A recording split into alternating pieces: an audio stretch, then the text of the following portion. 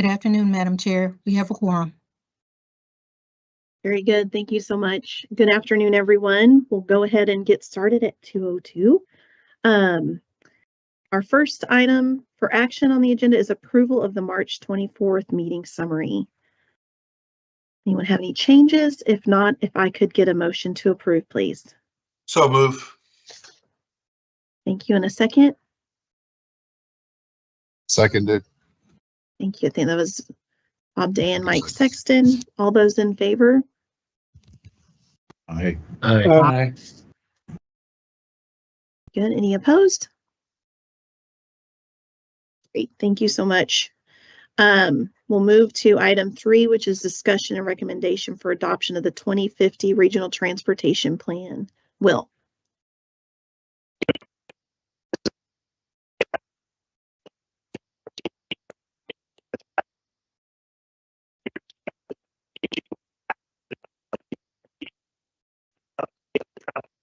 Can everybody hear Will?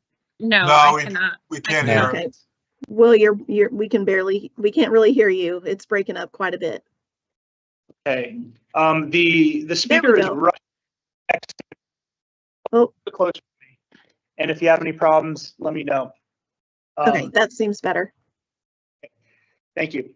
Over the last 4 years, CAMPO has been engaging with the TAC on the development of the RTP, first with the update of the travel demand model, and then with the development of regional planning efforts like the regional freight plan, congestion management process update, and the bicycle pedestrian inventory update. And finally, with the compilation of the 2050 RTP starting last February. The RTP is a bottom-up process that relies on member agencies to submit and sponsor projects to be considered for the plan. So in this way, the RTP is built upon local plans developed by member agencies, as well as the regional and sub-regional plans that have helped inform local priorities. The presentation today on the final draft RTP will cover the following topics: a timeline of the model development process and the plan development process, updates incorporated into the plan based on comments received, a summary of the second round of public outreach, and then finally a recommendation to be considered by the TAC. Next slide, please. I want to summarize major steps in the development of the 2050 travel demand model and demographics, which spanned almost 2 years. This was a 12-month process of developing and refining the population and employment forecast for the model, which had 3 rounds of feedback and adjustment from the TAC. You can see in the list presented the various touch points and opportunities for comment with the TAC. In addition to the TAC, a stakeholder group, including CAMPO member agency staff and chambers of commerce, was invited to provide feedback throughout the process. Next slide, please. The next 2 slides cover major milestones in the development of the 2050 RTP document and the touch points we had for each with the TAC and board. I will not review these one by one in detail, but I'll hit on some major points. In the spring and summer of 2024, we had individual meetings with all project sponsors, briefed the TAC and board on the goals, objectives, and project call process, and then hosted the project call process through the summer.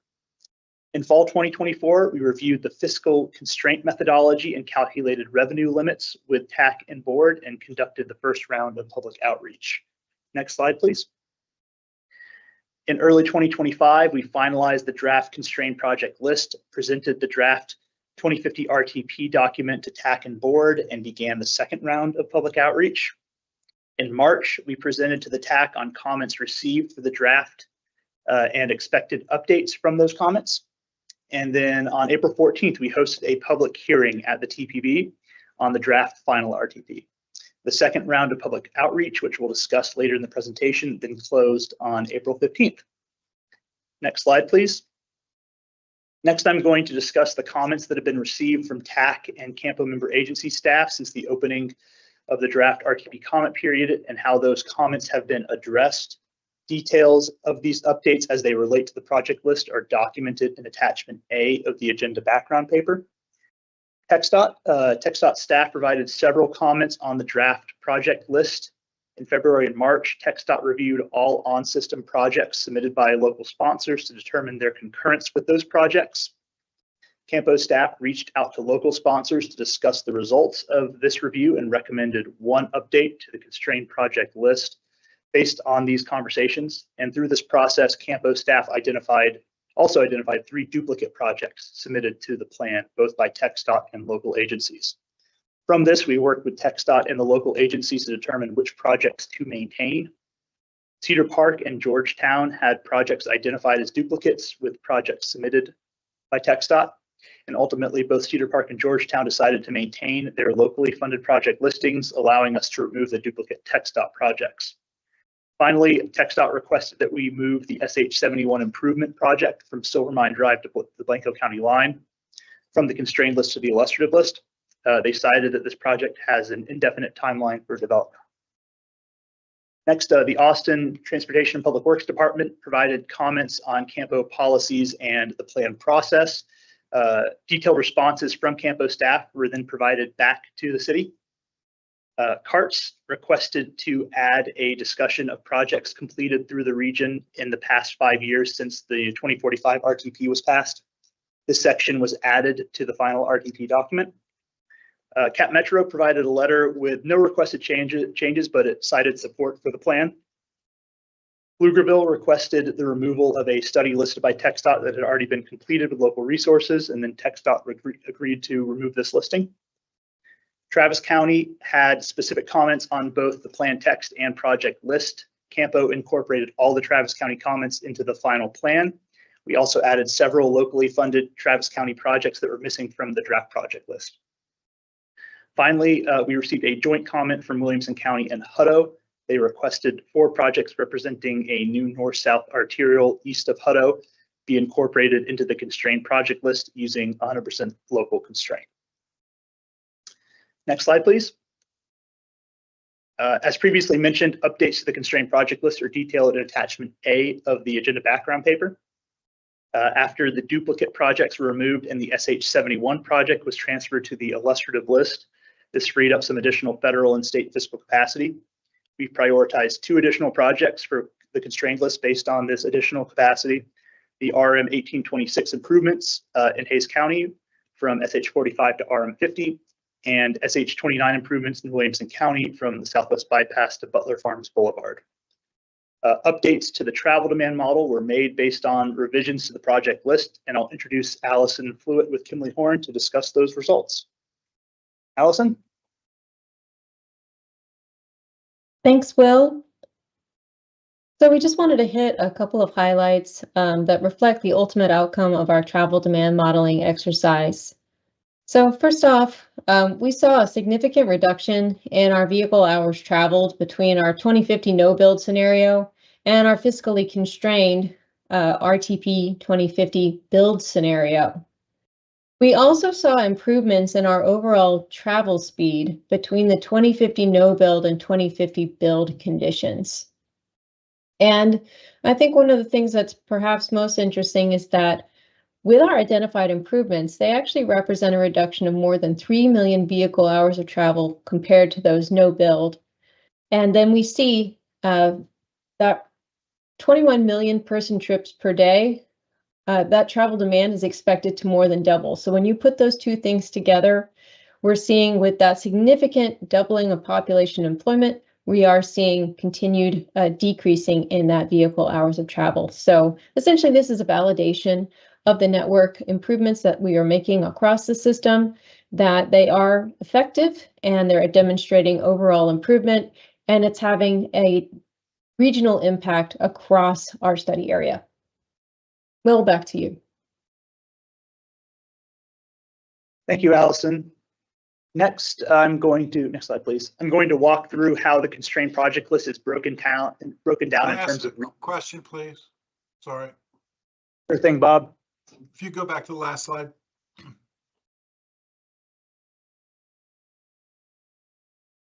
On the second bullet item, on your what you're calling committed projects, are the committed projects, do those include all the projects designated as locally funded in the plan, or just those that have hard dollar, fully funded dollars behind them at this time? Good question, Bob. It's the latter. So it's everything in the TIP plus every locally funded projects within the window of the TIP that are in an equivalent, like a local CIP. Okay, thank you. And Ed, you had a Absolutely. question also?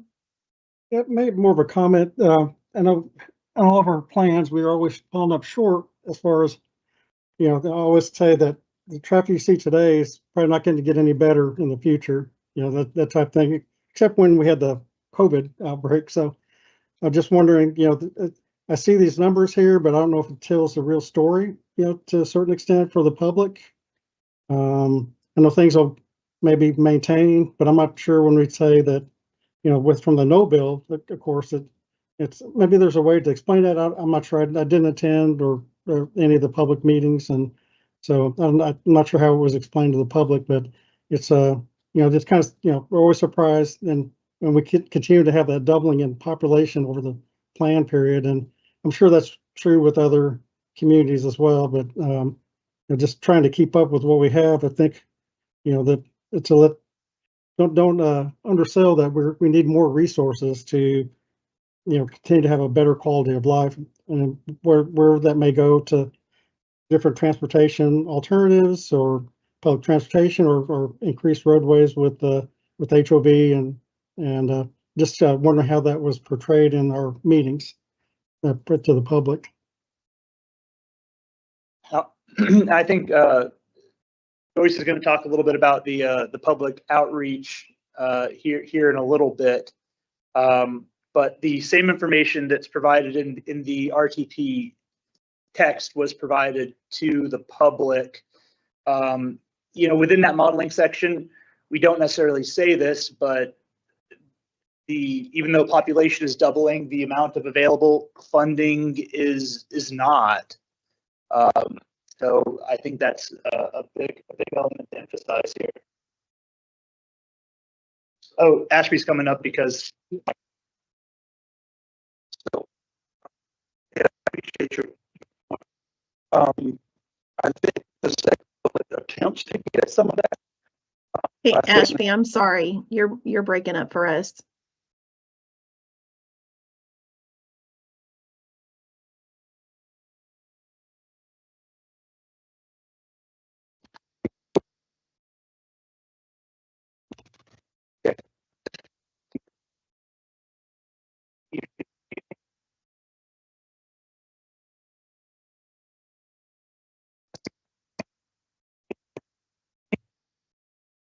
We're not hearing anything if you're speaking.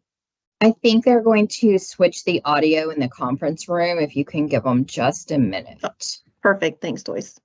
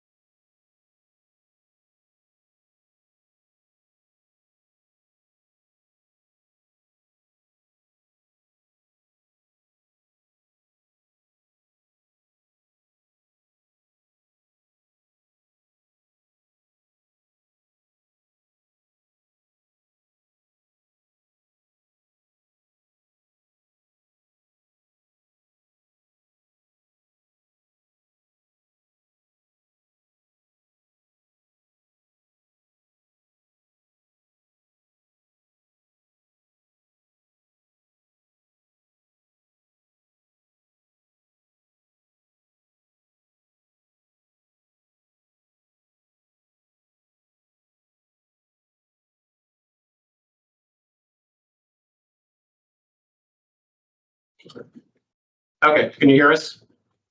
We can. Thank you. Okay. All right.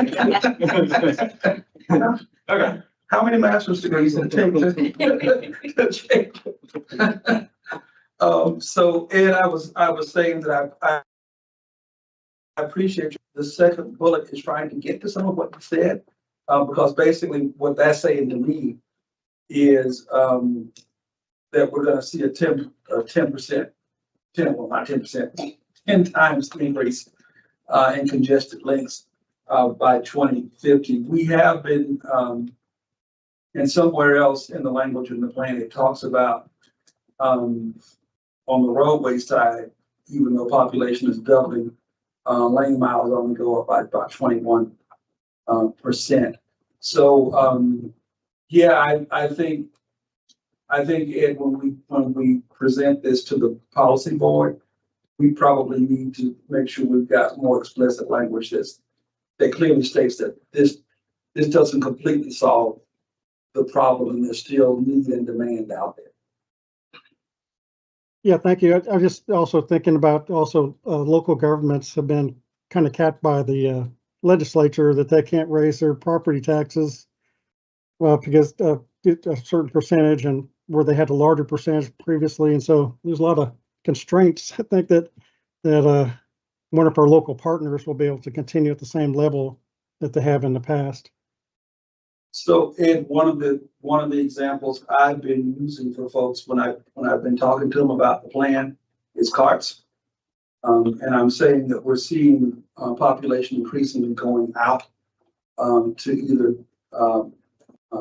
Bastrop, Caldwell, eastern Travis County, beyond the Cap Metro boundaries, eastern Williamson. And once the population of those areas grow past a certain point, then the funding for carts goes away and we lose transit service at the very time that we need it the most. So I have been saying it from that perspective. Okay, thank you. I just wanted to bring that up as a maybe observation than anything else. Thank you. I appreciate it.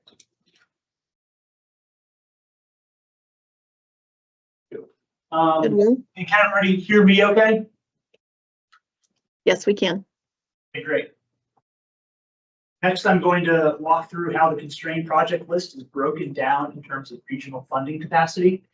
As a reminder before I dive in, just because a project is constrained does not mean that it is funded for implementation.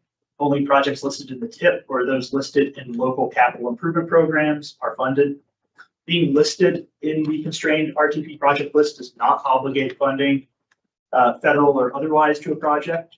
All non-local constrained projects that are not in the current TIP will still need to go through the process of applying for federal funding through CAMPO or other state or federal programs to be considered funded.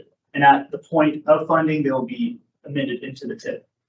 The RTP project list is intended to include all regionally significant projects, both in the TIP and reasonably expected to be funded through the 2050 Horizon Year of the plan, be it through local funding sources or state or federal.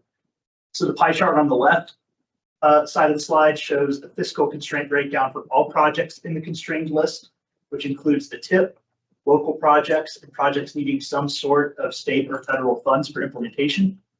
Roughly 630 projects are constrained as part of the RTP, worth a total of approximately $49.3 billion. Pie chart on the right side shows the constraint breakdown for the RTP once projects in the TIP and 100% locally funded projects are removed. TIP funding is prioritized through a separate process in the RTP, and CAMPO does not have a say in prioritizing how local dollars are spent. This leaves the list of projects that received a prioritization score from CAMPO and were prioritized for constraint through expected state and federal funding capacity. This includes roughly 160 projects worth around $23.2 billion. I want to note here that most of the roadway projects submitted to CAMPO also include active transportation improvements as part of their scope. I also want to emphasize that every transit, active, ITS, and TDM project submitted to CAMPO for inclusion in the constrained list via state and federal funds was ultimately prioritized and placed on the constrained list. Projects in these categories that appear on the illustrative list are simply there because the submitting project sponsor asked for them to be on the illustrative list and did not apply for the constrained list. Next slide, please. On this slide, I'm showing one additional breakdown of the list of projects that CAMPO prioritized for constraint via state and federal funds. On the left side is the constrained projects, excluding TIP and local, by percentage of project cost in each of CAMPO's 6 counties. For reference, on the right side, we're also showing a pie chart with the regional population breakdown as of the 2020 census. This shows the distribution of projects prioritized by the RTP for state and federal funding pretty closely reflects the distribution of regional population. Next slide, please. We received several comments about how environmental considerations and mitigations are discussed in the RTP. CAMPO's project call for the RTP included an evaluation criteria related to environmental factors. Project sponsors were required to describe how their project will address environmental factors, including soil plasticity, aquifers, floodplains, protected land, and cultural resources. CAMPO also provided project sponsors with maps containing these environmental factors to guide their submittal process. The text of the RTP has been updated to better describe this process. Additionally, a list of mitigation strategies that project sponsors should consider as they develop their own project level environmental studies has been added to the RTP. Next, I am going to turn the presentation over to Joyce Myers to talk about the community outreach process. Thank you, Will. Joyce? So we just completed the second round of outreach. The first round of outreach for the 2050 plan was held last fall. The second round ran 2 months as well. And the methods that we used include an online open house, in-person events and open houses. And then we also continued mail-in and phone commenting. We had public events in all 6 counties, which I'll touch on in just a moment. And there was also a public hearing at the April board meeting. Next slide, please. So you can see a map of the locations where we held either those pop-up events, participated in some of the local community events, or had open houses. There were 2 in each county. Travis County, we held 3 open houses. And throughout this, we received over 400, we reached out to over 400 people through those various events. We had social media and email notifications, and we had about 20,000 views on our social media sites. There were over 700 survey responses and 415 email comments. We received email comments for improvements to RM 1826 in Hays County and requesting that the Travis County side of that be delayed some. There were email comments requesting improvements to SH 71, as well as comments to remove MOPAC South from the plan. There were requests for more multimodal options and also comments about safety. And Ed, to the question, the comment that you had earlier, we did talk with the public about the traffic numbers and the travel numbers and the hours of delay kind of remaining not as bad as it could be without the various options that the 2050 plan includes, especially given that doubling in population. We talked with them about the multimodal options and how there are a lot of bike ped improvements as part of the roadway component. So if any of you walked through the online open house material, you would see that roadway had its own color code, active transportation had another, and transit had another. And so we also explained that a lot of the roadway components include some kind of active transportation improvement, whether that's a shared use path next to it, putting in sidewalks that don't exist or are not continuous today. And some of the roadway components also included some transit priority access or additional transit features that don't exist right now. So Ed, I hope that answers your question. The board will receive all of the survey responses and the email comments prior to their meeting in May. So with that, I'll turn it back over to Will. Thank you, Joyce. With that, really, we can just move to the recommendation. CAMPO staff requests the TAC recommend adoption of the 2050 RTP by the Transportation Policy Board. So move. Okay, Second. very good. Okay, we have a motion and a second. All those in favor? Aye. Aye. Aye. I have a quick question. Cole, you have a question? Yeah, before we call a vote, I thought there may be discussion. Because I'd like to offer an amendment to the motion. Is that acceptable? Yeah, that happened kind of fast. My apologies. Bob, are you amenable to to amending your motion? Well, I need to hear Once the you hear it. amendment first. Once you hear it, yes. Yeah, so I had a question and that would lead to my amendment, but so under table 17, which is now table 18, we have a list of performance measures associated with objectives.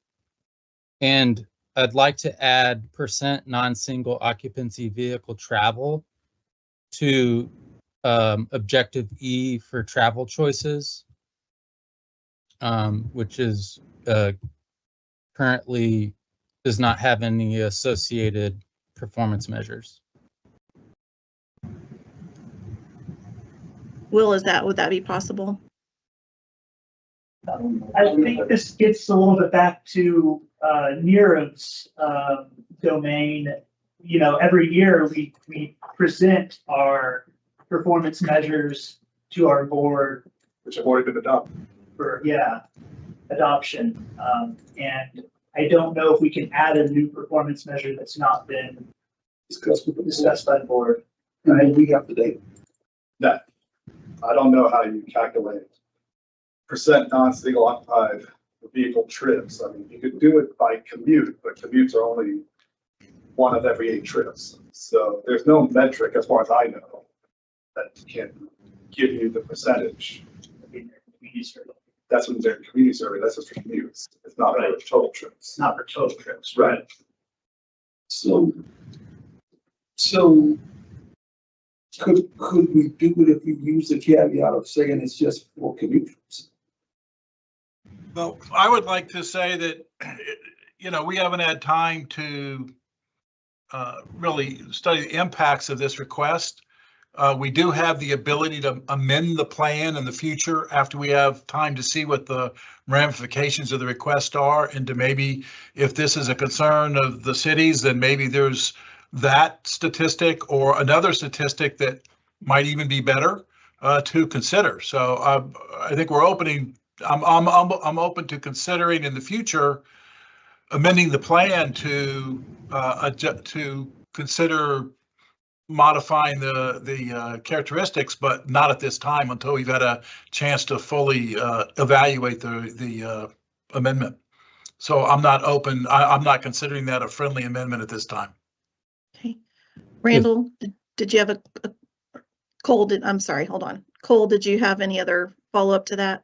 Yeah, I was going question. to ask for clarification whether or not, if I could get a second, we could continue discussion, and since it's not a friendly amendment. Okay, 1 second. Randall? My question is unrelated to the question that's on the floor, so I'm not sure if that matters. Let's go ahead with your question. We'll make sure everybody has all the information first. Sure. No, it's just a simple question, just for this. Just how often or how soon can the RTP be updated in the future? Well, yeah, thank you, Randy. We update it twice a year. And the next opportunities to submit applications for amendment for the project list, I think the deadline is coming up in June. So right after we adopt this plan, there will be an immediate opportunity for amendment. The application would be due in June. The amendment would occur in the fall. And then following that, there would be the deadline for the next amendment process, which the deadline for amendment would be in December for spring amendment. So, you know, we update the plan twice a year in terms of the project list. And that those amendments can include changes to project sponsors? Yes.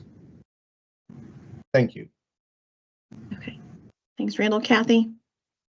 I had a follow-on question to Cole's comment, and I am thinking that I saw in the model results section, there's a list of statistics, and you have, I think, % SOV trips. So to me, you can get to % non-SOV trips really easily. And I'm just wondering, is that in fact what I saw, number one, and number two, if it would be acceptable to Cole, instead of having this be a performance measure that would be something the board would need to vote on, could it just be added to the modeling statistics portion instead? If you, just a point on that, Kathy, we have two rows in the model results, one related to percentage of drive alone work trips, which represents the home-based work trips. Those are commute trips. And then we have another line right below that, which is percentage of SOV trips for all trip purposes. So that information is in the table currently. Are you proposing additional information? Yeah, so you, for each one of those below it, you could say percent non-SOV work trips and percent non-SOV total trips. It's just the reverse of the numbers you've already got. And that would at least put out there, look, we're looking at modal split, and you know, maybe tackle it in the performance measure at some other time, but at least get it out there and on the table. That was my thought. Thank you. And if Cole can have an amendment to his amendment, I would make that, unless Cole doesn't like it. Yeah, I'd rather stick to my original motion to amend table 18 to add percent non-single occupancy vehicle travel to objective E under linkage to performance measures, which is, and then add PM3 CMAC to performance measures column, as shown in what is now table 17. Okay.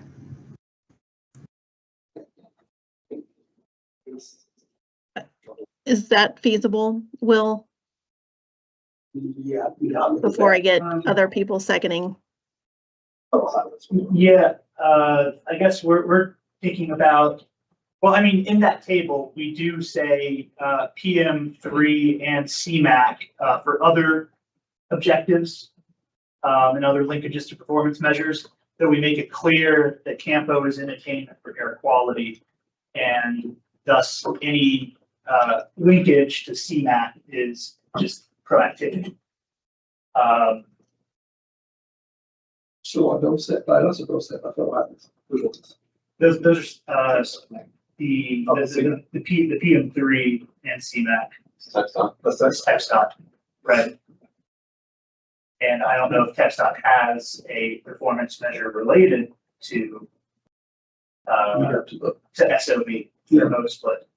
So I don't want to be providing incorrect information about what it's actually linking to, since that performance measure doesn't exist under PM3 or, I mean, it doesn't exist under PM3 to my knowledge. CMAC, I don't know. I've got a real problem bringing this up at the last second. I'm sorry. And Cole, eventually I may be 100% in support of it. My problem is we haven't had time to appropriately consider this. This is the first I've heard of this.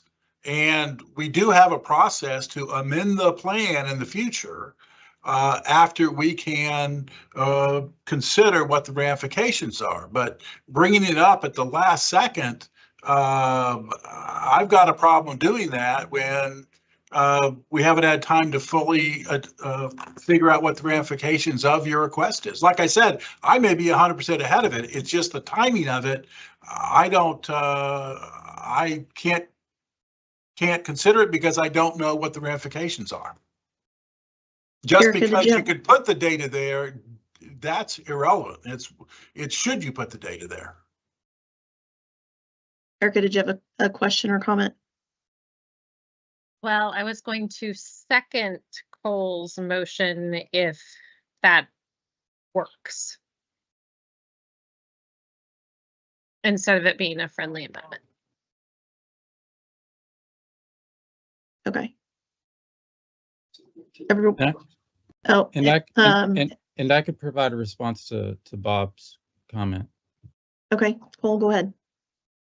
Yeah, so table 17, what's currently listed as table 17 includes performance measures. And so this performance measure is listed under PM3 CMAC, and it's listed as % non-single occupancy vehicle travel. So when you look at what is now table 18, it is the only objective that doesn't have a linkage to performance measures.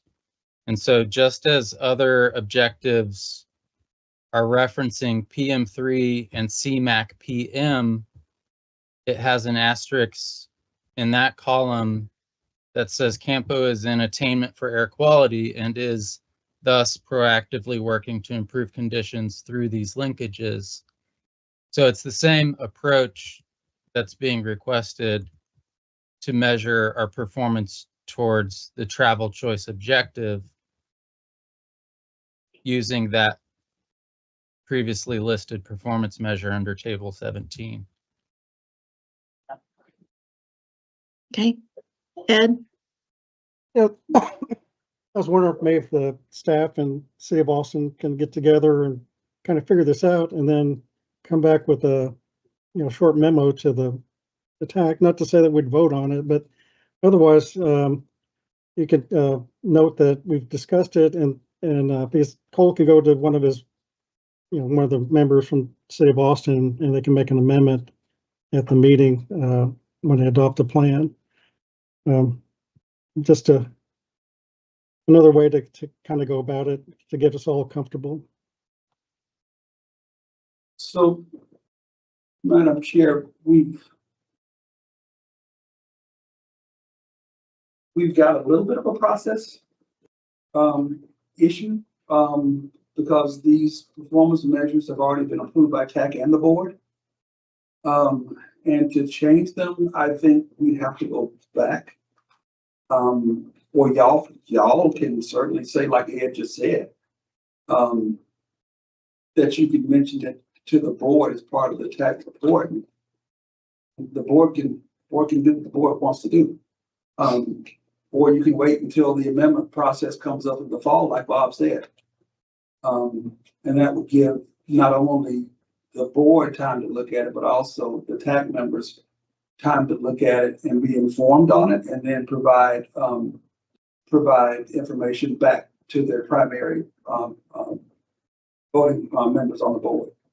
So those are the options I see, folks. Okay. Agree, because it was several months ago, we did performance measures. It was last month. Last month, okay. Seemed longer ago than that. Mike?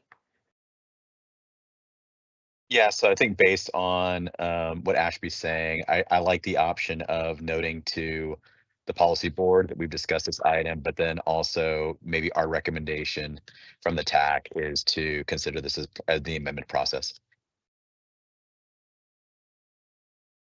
Okay. I also like the amendment idea as well. Any other thoughts we can? I think I have a second, so we should. You do. I'm just making vote. sure I get all the thoughts out there before we vote on it, because we jumped to, it's a little too fast on these initially. Okay. Got a motion and a second. All those in favor? Oh, so before we vote, I want to make sure folks know what they're voting on. So they're voting on Cole's amendment first, right? Correct. Cole's amendment.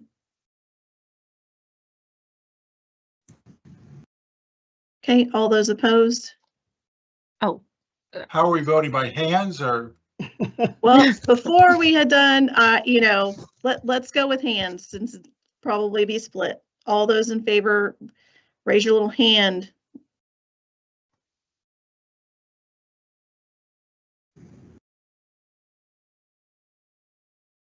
Okay. looks like 5. All those, and then if y'all would put your hands down. Perfect. Okay. Good. Angela, are you able? There we go. And then all those opposed.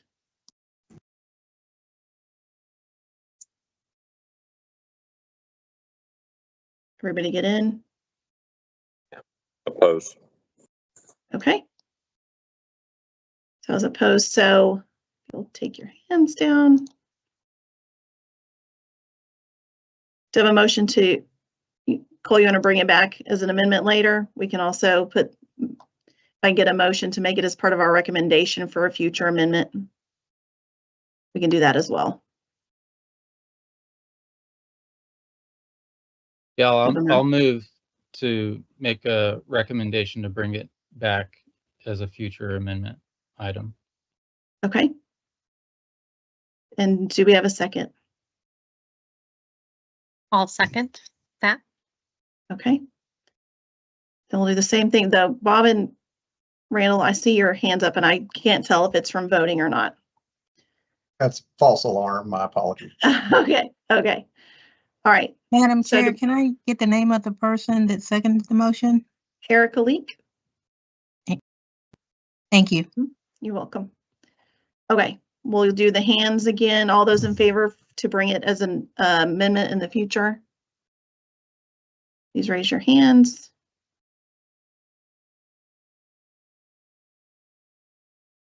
And could we have somebody, it would be helpful to go ahead and send that out so that we can have a chance to look at it, whatever it is. Bob, let's finish the vote real quick and then we can do that. Okay.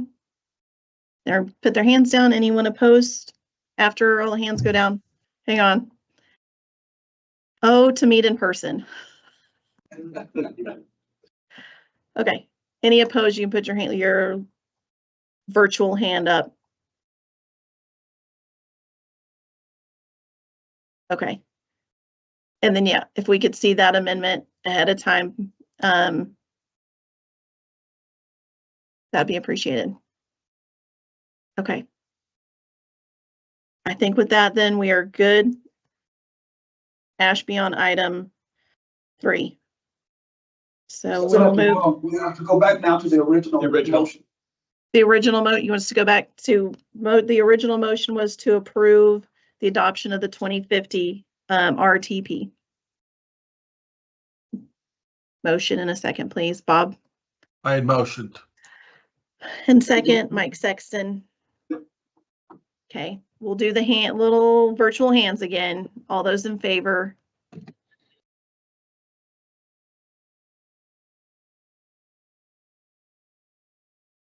Okay, any opposed? 2 seconds, sorry.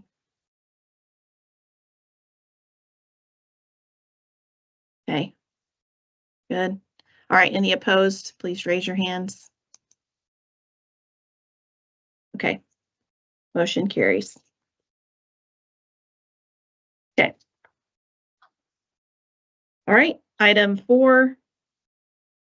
Discussion and recommendation on Federal Transit Administration FTA Section 5310 project call. Ryan.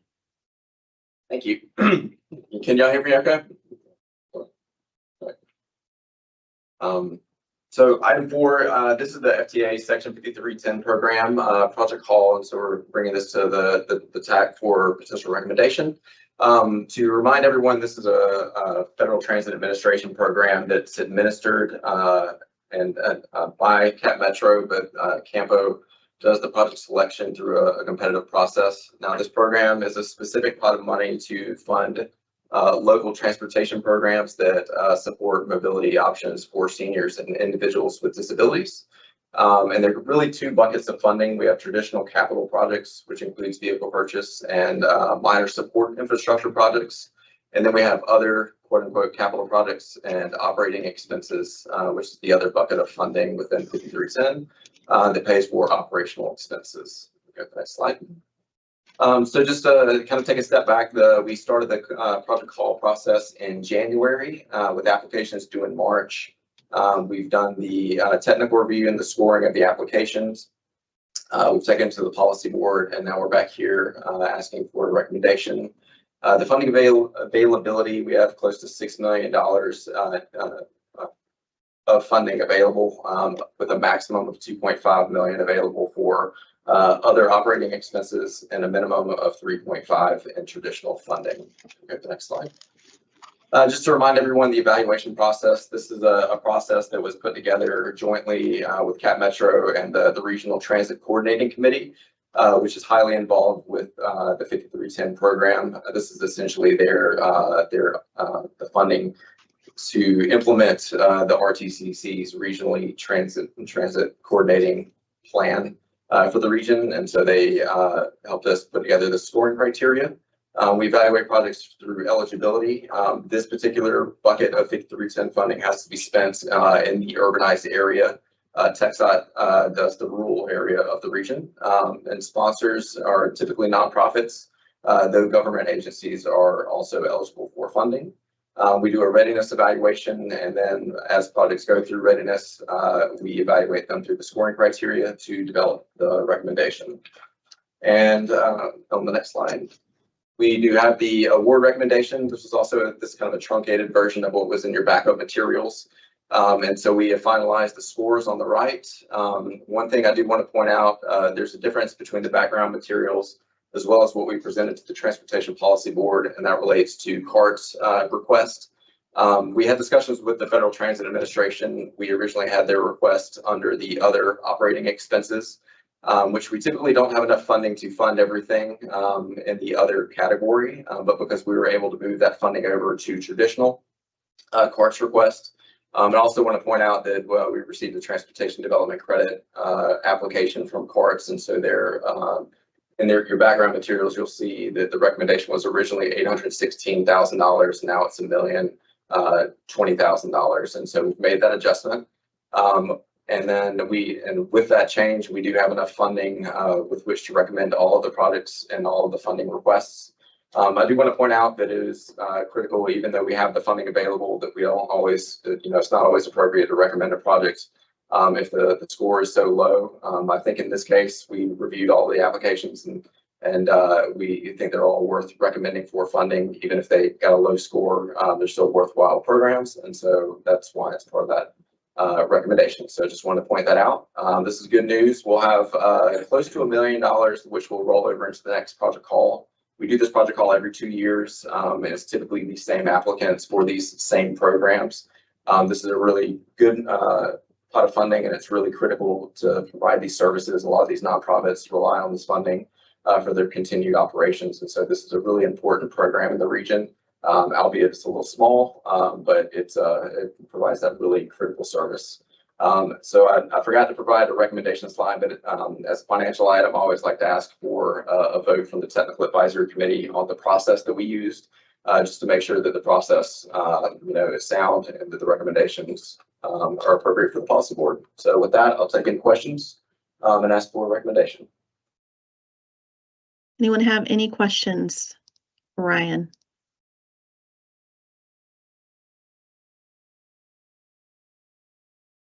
Not seeing anyone. Anyone make a motion?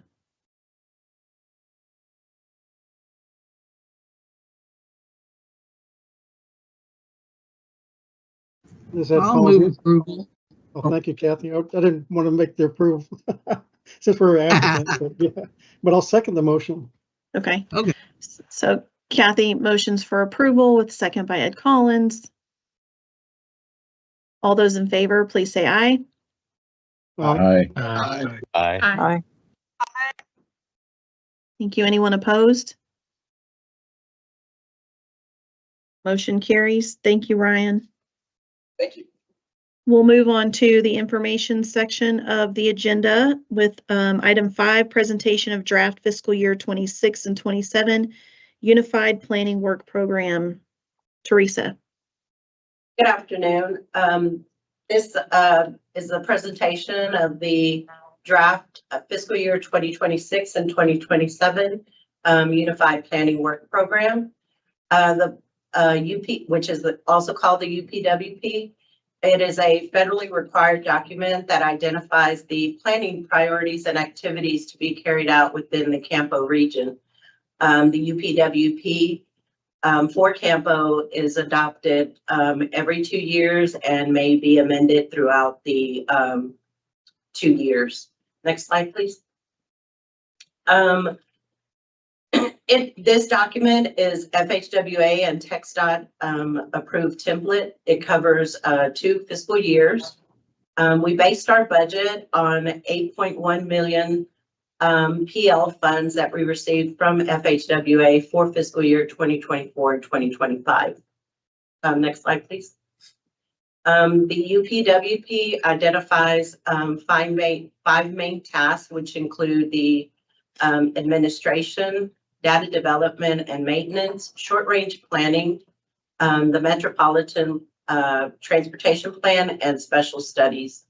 Federal law requires that other agency planning studies are included in this document in the CAMPO region, and I've included those studies in task 4. Next slide, please. The draft, which is presented today, will also be presented to the Transportation Policy Board on May 12th. The final will come back to the TAC for a recommendation for approval on May 19th. And then we'll take the final to the Transportation Policy Board on June 9th. If you would like to add any studies to the UPWP or have any comments or questions, you can email me at teresa.hernandez@campotexas.org, and I'll take any questions. Thank you, Teresa. Anyone have any questions?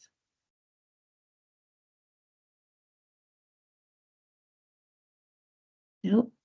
This is Sarves. I have a question for Teresa. Okay. We are currently IFQing our comprehensive plan for the city, and also transportation master plan amendment. Do those get included in this planning document as well?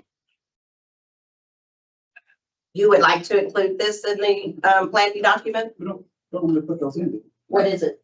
The comprehensive plan. It's usually a study, like special study. Yeah. We did include we did include Leander. a comprehensive plan. No, I think it was San Marcos. That was part of the study we did for them. Okay. Sure. No, I don't think that plan is needed or required to be put into the UPWP. Are these only the regionally initiated studies and plans that are in here? Yes, they're planning studies. Okay, regionally planned studies, right? Not initiated by local municipalities. Yeah, so you don't need to give us your comprehensive plan if you've got studies you're doing, like corridor studies, that we would want to include in the UPWP. But we would like to get your plan from you because we do use that to inform the work that we're doing. Sure, yeah. I mean, this is just initial stages of the plan. It'll probably take at least 2 years to get all that done. Okay. And it's just wanting to, and maybe just want to let the group know as well, or team know. Thank you. Thank you. Any other comments, questions? Okay. Thank you, Teresa. Thank you. We'll move to item 6, discussion and presentation on 2025 Regional Intelligent Transportation System Architecture Update. Narev. Thank you. So federal law requires that on a periodic basis, a region update what's known as Regional Intelligence Transportation Systems Architecture in order for ITS projects to be eligible for federal funding. We've updated our architecture on about a 5-year cycle ever since about 2012. The last one updated happened about 2019. This is important in the sense that ITS projects that are applied for federal funding through our call for projects must show conformance to the ITS architecture. So we have a Category 7 call for projects later this year. There will be training to detail how to show that conformance to the ITS architecture. To detail the process of developing this latest update, Tom Fowler, Kimberly Warren led that process for CAMPO's behalf, and he's going to take the presentation from here. Thank you, Derek, and thank you for the opportunity to address the TAC. Actually, if we could go back one slide, please. And wanted to just start in a quick couple of definitions and description of the architecture. Essentially, the architecture is a plan for how we deploy, integrate, and operate intelligent transportation systems in a state or region. In Texas, we do not have a statewide architecture. There are regional architectures that are either led by TxDOT at the district level in many of the rural areas, but in the larger urban areas of DFW, Houston, and Central Texas, the MPOs are leading it. Generally, we look at traffic, transit, tolling, public safety, and emergency management, and how we can use intelligent transportation systems to support those different types of agencies in fulfilling the mission of providing a safe and efficient transportation system. And we define ITS fairly broadly. We look at any electronic data that's used to operate the system. And so that can include things like a traffic or transit management center, signals, CCTV cameras, dynamic message signs, weather, etc. Next slide. Why is it important? As Nir noted, there is a requirement from the US DOT that says any projects that incorporate ITS elements and are funded through the Highway Trust Fund, so these can be projects funded through either federal highway or federal transit, if they're including ITS, that they must conform to an ITS architecture. And generally, the US DOT says you need to have an updated architecture, but they're not very specific in describing what an updated architecture is. Also, as New York said, typically about every 5 years, regions look to update this plan so that it conforms with the national requirements of an architecture and also is reflective of any changes or new technologies or new systems that have been implemented. So keeping it up to date helps with that conformity. In addition to meeting that conformity requirement, we also think architectures can help as ITS projects or systems are developed or designed. Having an architecture to point it to, we look a lot at overall how systems can be integrated together, what type of information should be shared between agencies. So we think it helps with that design and conceptual development of projects. Certainly the regional interoperability, much of what's in the architecture is looking at how we share information and what are the national standards behind that information. And then we hope that it can support future grant and other funding opportunities by showing a project or a concept as part of this regional plan that can support pursuit of additional funding in the future. Next slide. In terms of the history, really it started actually way back in 1996 with TxDOT leading the very first architecture for the region. And TxDOT generally led it at about a 5-year basis up until 2019. With the most recent update that was started in 2024, and we finished over the next few weeks, CAMPO and TxDOT coordinated and decided that CAMPO would be the appropriate agency to lead the architecture going forward as a regional agency and with the expertise that CAMPO has. As part of that update, we are moving everything right now related to the architecture for the region is kept on a website called Austin ITS Architecture that was set up during the previous update that TxDOT led. Everything is going to be moved over to CAMPO's website so that CAMPO will own and be able to manage and update anything related to the architecture going forward. Next slide. In terms of the agencies that were involved, we did a broad reach. We met individually with all the agencies shown here. Also did a workshop back in November and then did some one-on-one presentations to some committees with different agencies as requested. Generally, we met with cities over 50,000 that are managing their own traffic signal system, regional agencies, as well as state agencies to talk about ITS in Central Texas. Next slide. In terms of the areas of focus for the architecture, the US DOT defined several areas that we want to look at as far as ITS architectures, 11 separate areas ranging from commercial vehicles to how we deal with data, to how we deal with construction, all the different ways we might be able to use intelligent transportation systems to support these different focus areas. Many of these are very regional led, especially things like traffic management that look at things like signal systems or runway driving can be done uniquely in each region. Some of them are a little bit more national based, things like vehicle safety. Often when looking at things like national standards or for connected and automated vehicles that we may not influence as much as a region. We just want to make sure we're conforming to some of the national standards. But we start sort of with this broad look at all these different ways ITS might support operations in the region. Next slide. One of the key things that we do early on is try to create a good snapshot of what's existing and what's planned as far as traffic and transit elements in the region. So we spent a lot of time meeting with different agencies to identify all of those existing components of ITS. We make this available, and this will be available through CAMPO's website through what's called an interactive architecture. It's a database. I think it's fairly user-friendly, allows anyone to jump on the CAMPO's website, access that interactive architecture, look up an agency or look up who has a certain type of system, see if it's existing or planned or something that the agency is considering for the future. And that gives us a good snapshot of where are we today with intelligent transportation systems compared to the previous update in 2019. Next slide. After that, we take a close look at where do we want to focus going forward. A lot of the effort with ITS, particularly on the regional level. So we talked a lot about of those 11 areas, these 5 really kind of rose to the top. We talked about things like data management, and CAMPO's effort right now with the CTTMS help fulfill some of that requirements and requests from agencies to be able to better share data among them, share operational awareness. We talked a lot about the need for ITS to improve our ability to manage construction, make construction zones safe, get good information out, particularly with the major construction coming for 35. We looked at public safety and the need to have things like more emergency vehicle preemption and signals, use ITS for better traffic incident management. On the public transportation side, a lot of discussion about CARTS and CAMPO being able to integrate information and have a shared payment system.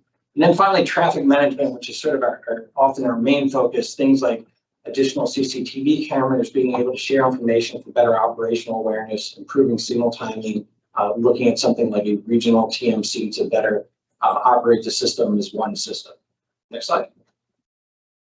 Once we do that, we kind of dive into a real key technical part of the architecture, which is called ITS service packages. The national architecture defines over 130 different services that ITS can provide. Within the CAMPO region, we identified 76 of those that we felt like either captured what we're currently doing or captured things that agencies said we need to be doing in the future.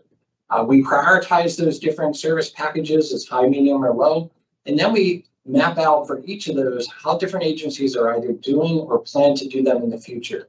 And again, through the interactive architecture that will be made available on CAMPO's website, you can go into any of these services, look up which agencies have them, and look up the sort of detailed mapping showing how information can flow, which agencies are sharing information related to this, and the conformity that we've talked about. That's where you can share your conformity to say we are doing something that's similar to what is in the architecture.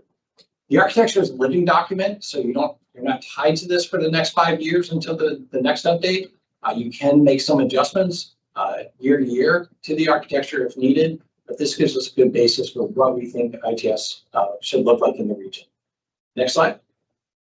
And a final piece that we do as part of this architecture is trying to identify some regionally significant projects.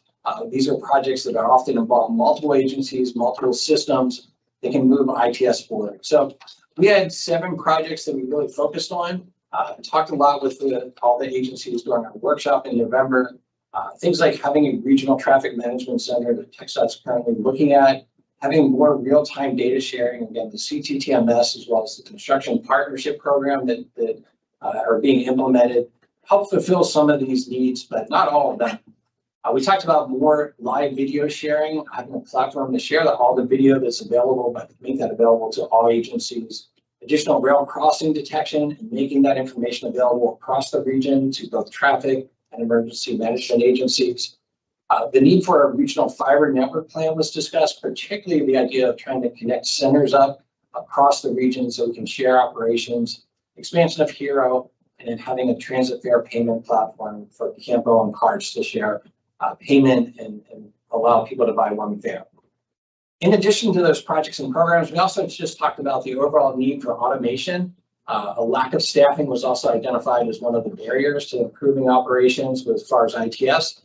But being able to automate some of the decision-making capability and the implementation of strategies was discussed. And then the overall need to continue to focus on making sure we have the staff to maintain these more and more complex systems across the region. Next slide. And then finally, just a little bit on what we're delivering over the next few weeks. We do have the regional ITS architecture and deployment plan report that CAMPO has been reviewing, just about complete with that. We have the CAMPO website that will have that dedicated architecture page, an interactive architecture. And then we have a series of training videos that we're making available so that if anyone wants to try to show that conformity or looking to update the architecture in the future, we try to walk through these short videos, the ways you can do that. So that'll be available anytime you need to access it. And then finally, the USDOT has a database that they document everything in called Reddit. We are developing that, and we'll have that available on the website, and CAMPO will be responsible and have ownership of that database going forward. And I think with that, that should wrap us up. I'm happy to answer if there's any questions about the architecture. Very good. Thank you. Looks like we got a couple of questions. Jacob? Thank you. On the railroad crossing aspect, was Cap Metro part of the participants in kind of establishing some of that? Yes, they were, and several agencies have those capabilities. It's not uniform across the entire region. Several agencies talked about that need to have additional rail crossing where they don't have it right now, and then that ability to make that available in one spot so we can see crossings across the region. The current status of them was a key need, but we did work very closely with Cap Metro in developing the plan and getting their input. Thank you. Thanks. Ed? Yeah, I've heard many presentations on ITS architecture, but I think this is by far the best one. I could have a good understanding now of what it's all about. Thank you. Thank you. Yep. Thanks, Ed. Anybody else? Comments or questions? Okay, great. Thank you so much.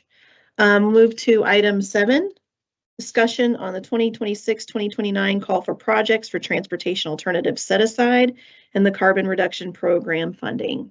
Ryan. Thank you, Emily. This is really an information item really to kind of update everyone on the process for the current call for projects, which, as Emily mentioned, this is for the carbon reduction program funding as well as the transportation alternative set aside. That funding is essentially anything that does not directly add single occupancy vehicle capacity. We can do ITS projects, EV infrastructure, bike ped projects, kind of other programs such as TDM. So we started this process back in September when we released the notice of funding opportunity. Through December. We held numerous webinars, office hours, and frequently asked question kind of sessions. The applications were due on December 20th, 2024. Since that moment, we've basically been doing the readiness evaluations, readiness assessment evaluations. We completed those in late March and then held debriefs with all of the 14 sponsors, which really that's what I'm going to talk about, the results of the readiness process today. We are currently doing the benefit evaluation and cost benefit analysis. And then we'll be taking this as an information item to the policy board after in May. And then we'll be bringing back the results of the benefit evaluation to the TAC in late May for potential recommendation to the policy board with an action requested in June. Go to the next slide. So this is an overview of the process. Step 1 and 2 look at eligibility and readiness, which is what I'll be focusing on today. And then step 3 is the actual evaluation process, which supports the eventual recommendation that we put together. Go to the next slide. So before I talk about the results of the readiness evaluation process, I did want to kind of take a step back and talk about the readiness process, because it is unequivocally the most important part of the project selection process. Doesn't matter how good a project is if it can't be implemented the way it's scheduled. And so that's really what readiness is about. It's about reducing the risk when we fund a project We look at the uncertainty that a project has, and it's really about protecting the financial investments that the policy board makes and ensuring that the regional benefits that we're recommending a project on actually get realized. And so I think it's always important also to point out that if we invest in projects that aren't ready, there are a lot of negative impacts to the region. This includes direct loss of funding through appropriation lapses, which is particularly important for these two funding programs that have a 4-year obligation limitation. We don't get the funds obligated within those 4 years of them being allocated or portioned to the region, we lose those funds. There's also a new state rule where they can redistribute funding. We have over 200% of our annual allocation. They have the authority to redistribute the funding to other regions within the state. And then it's also important to note, obviously, that probably the biggest thing we're dealing with is that project delays results in inflation. We lose purchasing power. That's higher cost burdens for the local sponsor and CAMPO. And also it's opportunity loss. If we park funding on a project that isn't ready, there are other projects out there that are ready that don't get access to that funding. And so all of these things are things we're trying to avoid by going through an incredibly thorough readiness process so that we can use that to build out our recommendation. If you go to the next slide. And again, as I mentioned, it's really about the benefit assurance. It's only when we know that a project can be built exactly the way it's proposed, on schedule, that we can move forward and have any assurance that the benefits that we're evaluating the project on can be realized. Because those benefits, you know, that's what drives the ultimate recommendation. And so that's what supports that process. That was a question, sorry. So I just wanted to kind of take that step back and talk about why readiness is just absolutely so critical and why we took 4 months to evaluate just 30 applications.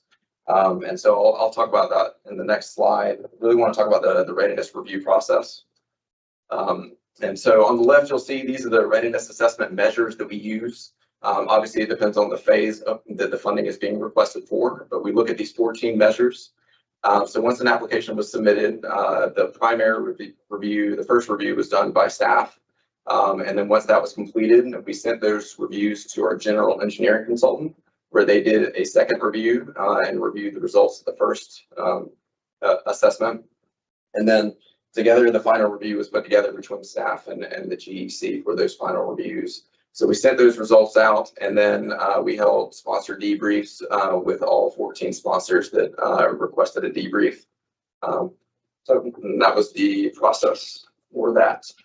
So each sponsor, if you go to the next slide, sorry. Each sponsor received a project readiness evaluation report. The readiness determination, so it included the readiness determination, either it was ready or it was not ready. The review summary really gave that high level review of the entire assessment. It also pointed out the really critical areas of the application that resulted in the determination. And then there's also an in-depth section by section analysis for each of those 14 measures. This is pulled directly from the project webinars and the guide to project selection. And so we just had a very distinctive checklist that we went through for each section of the application. So the next slide, I think in full transparency, we had 30 applications. 11 are considered ready and 20 are not considered ready. And this is a list in no particular order. It's really just sort of an application ID, but wanted to show the results of that. The ones that are labeled in green and are considered ready are undergoing evaluation right now and will be brought back to the technical advisory committee in the next meeting. So if we go to the next slide. So I do want to talk about the not ready determinations. Obviously, the majority of the projects are not moving forward in the process. So I think it's really critical for transparency reasons to really talk about what the specific issues were that caused those not ready determinations. And so it really boiled down to 4 specific areas that were absolutely non-negotiable requirements of any application. Basic eligibility is an obvious one, but I think the other 3 are the scope, the cost estimate, and the funding requirements. If any of the applications had a significant issue in any of those areas, it was automatically considered not ready. And as you can see on the chart on the left, the majority of the issues really boil down to the cost estimate. But really wanted to talk about those core causes that we found in our reviews, really starting with the scope.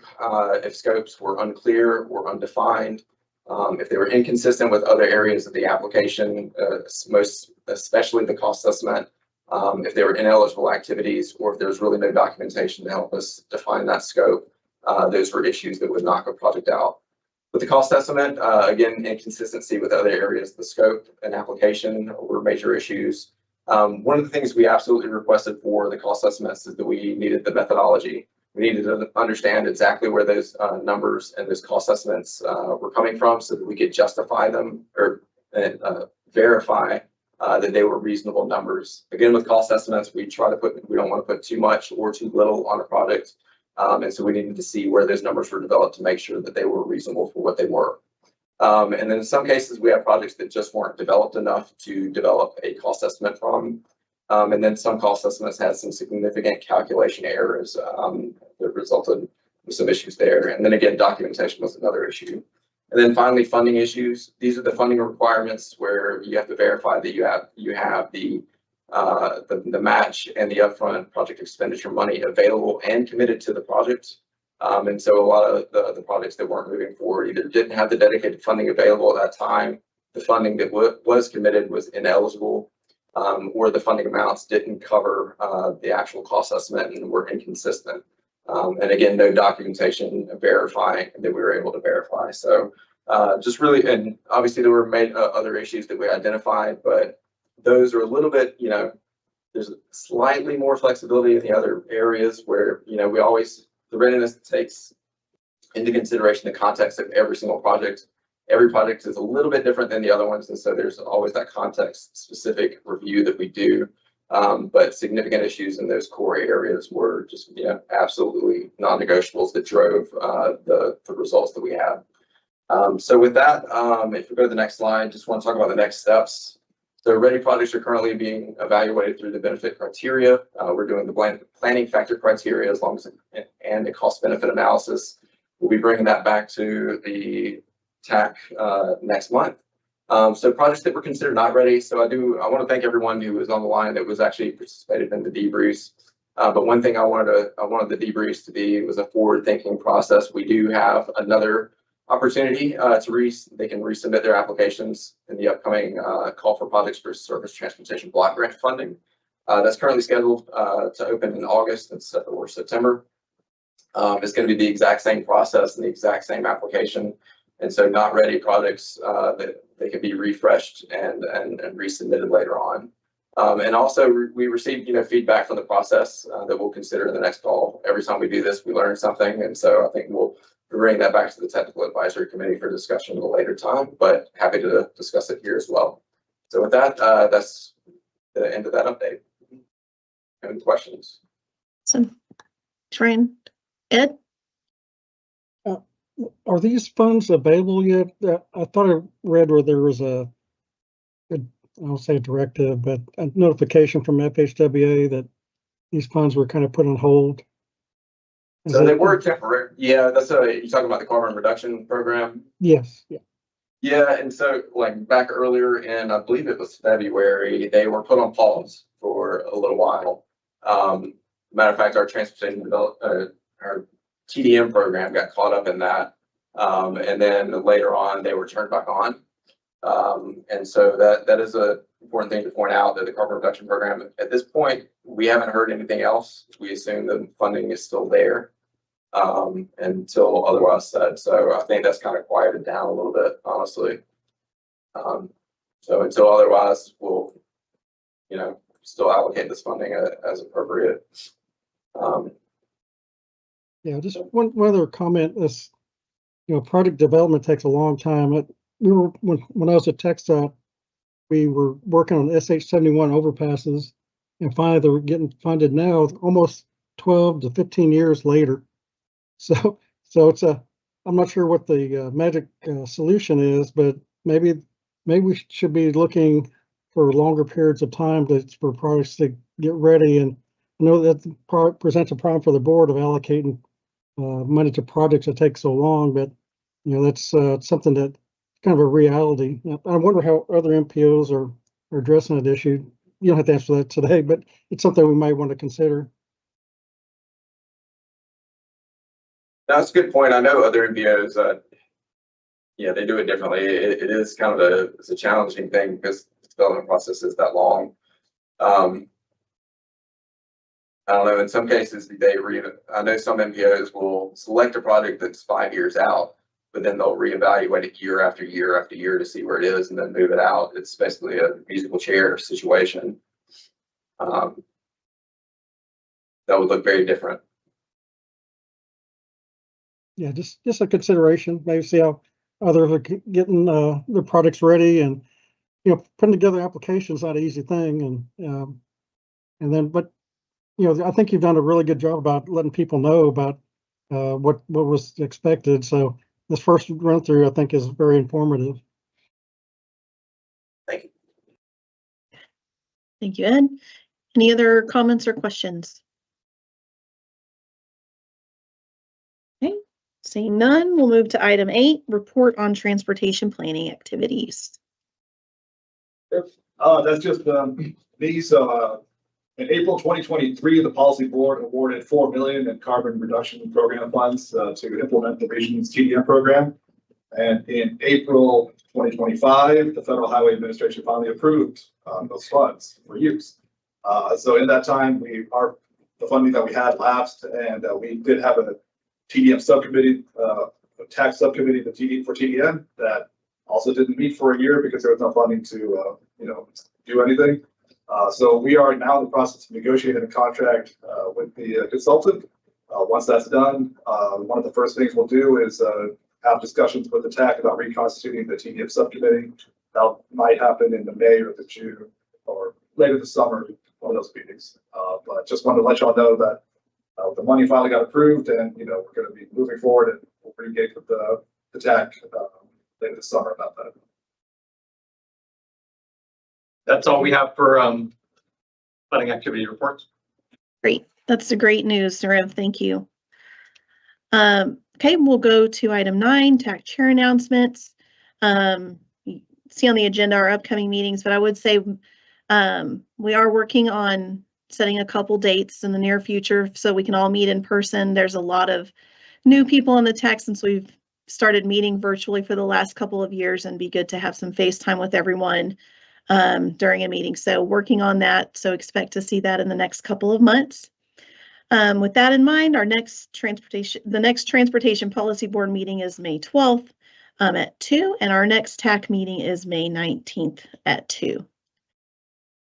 So with that, thanks everybody for your time today and your input on all of these great projects, and we'll adjourn the meeting today at 3:24. Thank you. Thank you.